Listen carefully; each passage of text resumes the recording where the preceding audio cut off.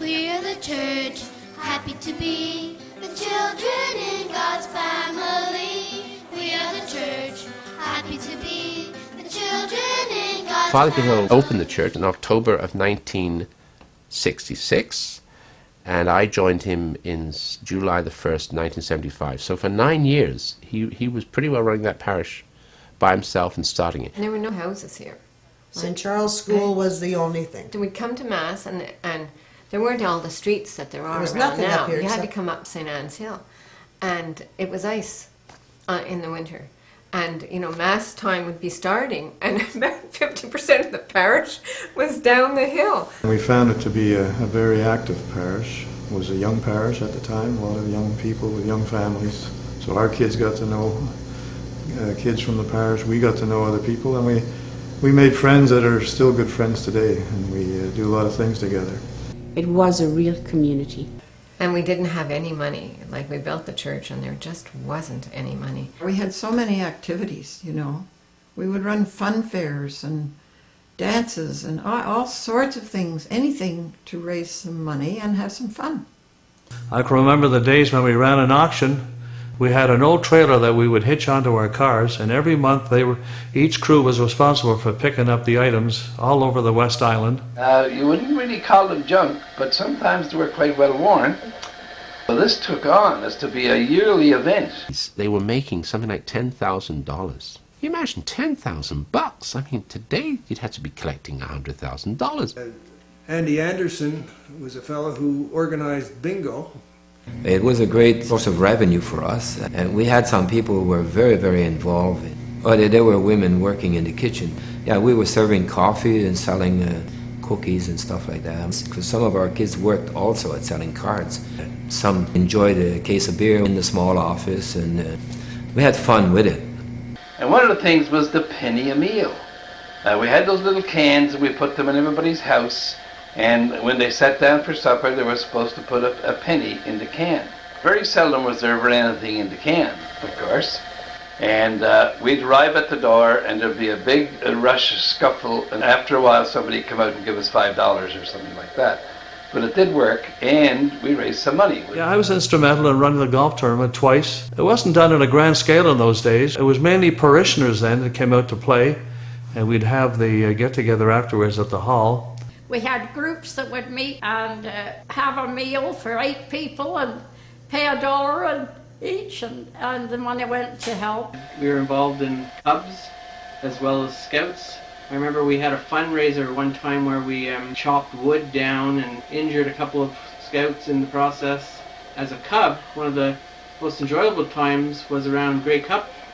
We'd go around and sell Oka cheese as a fundraiser, and the whole community loved when we came around to sell it, and we always get lots of good response. Then we joined the Couples Club. We met a lot of people through that.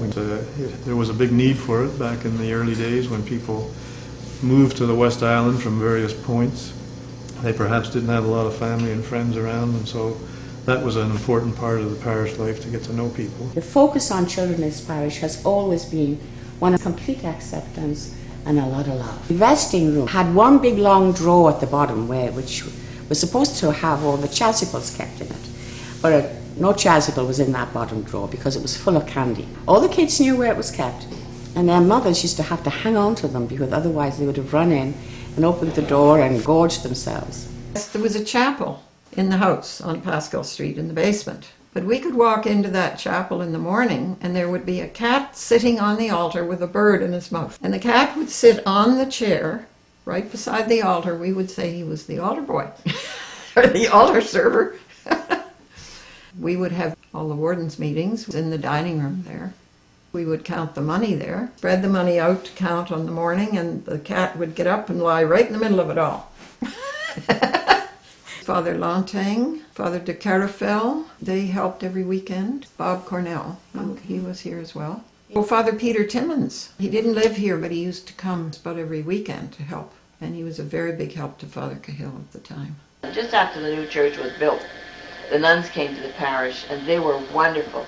And indeed, got the congregation singing, because after Vatican II, we were supposed to sing in church. And the sisters also, they had evening retreats. And, different priests would come in and preach, and it was very personal because, you know, there'd only be 10, 15 women. So that when the priest spoke, it was almost like he was speaking to you, you know? It was great. Way Off Broadway was something else. I can remember the very first morning Sister Michael Paul announced it from the altar, and people were rather skeptical.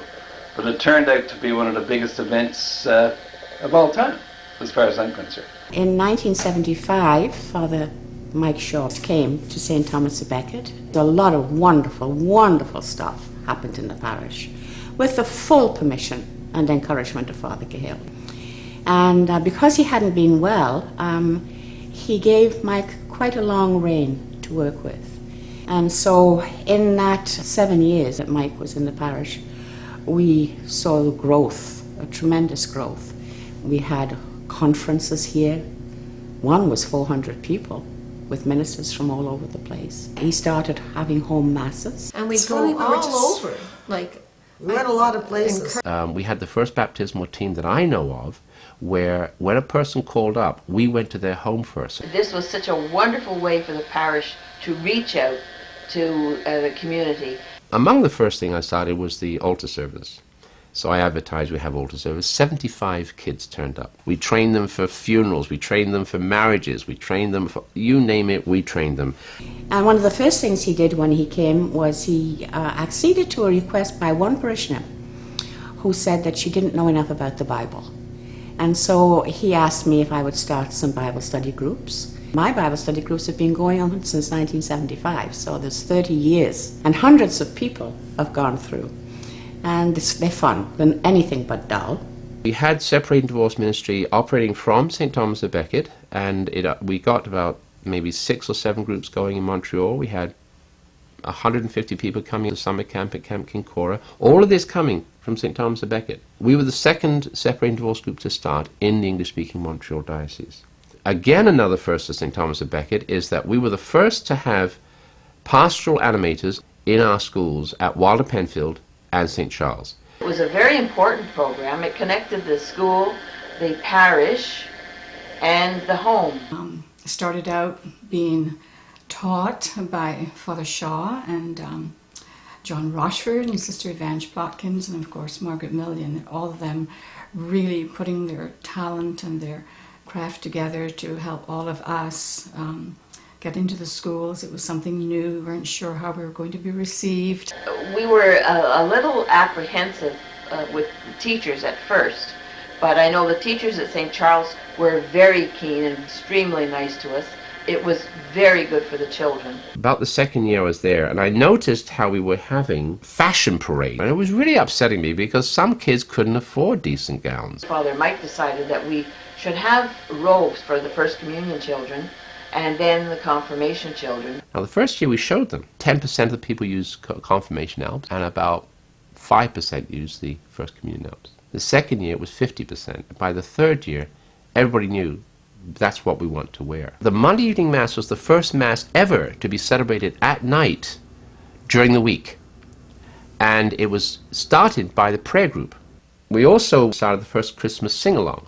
And we darkened the church and we had the candles. And we would just sing, and then we'd have people come up the front and we'd have some hot chocolate and stuff. It lasted about an hour and a half and that was it. Michael Paul did something else one day. She said, you know, Father Mike, why don't we bless bread like the Ukrainians? And I'd never heard of this. And we just said, people, come and put your bread down. Well, I thought, you know, we might get 3 or 4 breads and a couple of sliced loaves, you know. Some of the bread that came was magnificent. And we blessed them. So that was another thing that we did. We began the first Good Friday March from Fairview, and it was about a 2.1, 2.5 mile walk. So we had about maybe 150 people turn up. As we went along, we picked people up. Ed Summerlock and Peter David, they had a microphone, a loudspeaker, and as they're walking along, they would read the Passion, and then we'd stop at certain points, so we almost had like 14 Stations of the Cross. Well, by the time we arrived up the hill, we probably had increased to 200, 250 people. And I timed it, so we arrived like 10 minutes before the service began. So it was a really wonderful thing. There were people in the church, but also suddenly these 250 people walked in, and the church, we started the Good Friday celebration. I always wanted to have Easter Vigil in a way that made sense. We used to do this at something like 4:30 in the morning. You know, it would be dark and it was cold and we'd all kind of huddle around this great big bonfire that sometimes kind of got unruly and out of hand, but we'd light our candles as we process into the church in darkness, and by the time our Mass would be over, of course the sun would be up. And what a blessing that was, coming out of this Easter Vigil, cold and tired, and then it was Sunday, Easter morning, and we would just celebrate with this Easter breakfast. Well, I tell you, the spread was phenomenal. We'd all bring in something, quiches and hard-boiled eggs that were decorated, and hams, and unbelievable. It was a wonderful, wonderful time. You know, it really was.